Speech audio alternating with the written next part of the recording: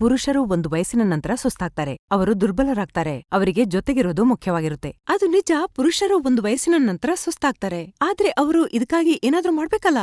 ಶರೀರದಲ್ಲಿ ಬಿಸಿಲ್ಲ ಅಂದ್ರೆ ಸಂಬಂಧದಲ್ಲಿ ಹೇಗೆ ಬಿಸಿರುತ್ತೆ?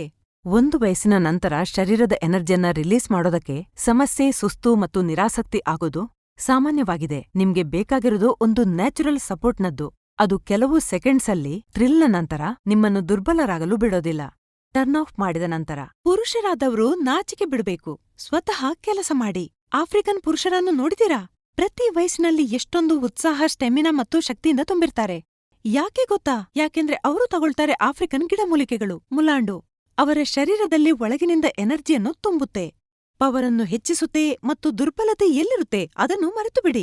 ಒಂದು ಬಾರಿ ಮುಲಾಂಡು ತಗೊಳ್ಳಿ, ಲ್ಯೂಮುಸ್ಟಂಗ್ನ ರೂಪದಲ್ಲಿ. ವಯಸ್ಸು 25 ಅಥವಾ 50 ಇರಲಿ, ಯಾರು ಬೇಕಾದ್ರೂ ಇದನ್ನು ತಗೋಬಹುದು. ಪ್ರತಿದಿನ ಲ್ಯೂಮುಸ್ಟಂಗ್ನ ಒಂದು ಕ್ಯಾಪ್. ಇವರು ಪ್ರತಿದಿನವೂ ಆಫೀಸ್ನಿಂದ ದಣಿದು ಮನೆಗೆ ಬರ್ತಿದ್ರು.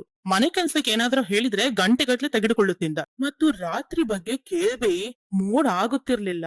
ಮೋಡ್ ಆದ್ರೂ ಶಕ್ತಿ ಉಳಿಯುತ್ತಿರ್ಲಿಲ್ಲ. ನಮ್ಮಲ್ಲಿ ತುಂಬಾ ಜಗಳಗಳಾಗ್ತಿದ್ವು. ಎಲ್ಲಾ ಮಾತುಗಳು ಇದೇ ವಿಷಯದಲ್ಲಿ ನಮ್ ಸಂಬಂಧ ಮುಗಿಯೋ ಹಂತಕ್ ಬಂತು. ಮೊದಲು 5 ನಿಮಿಷದಲ್ಲಿ ದಣಿದು ಹೋಗುತ್ತಿದ್ರು. ಈ ಗಂಟೆಗಳ ಕಾಲವೂ ಇವರಿಗೆ ಸಾಕಾಗುತ್ತಿಲ್ಲ. ನಾನಿವರಿಂದ ತುಂಬಾ ತೃಪ್ತಿ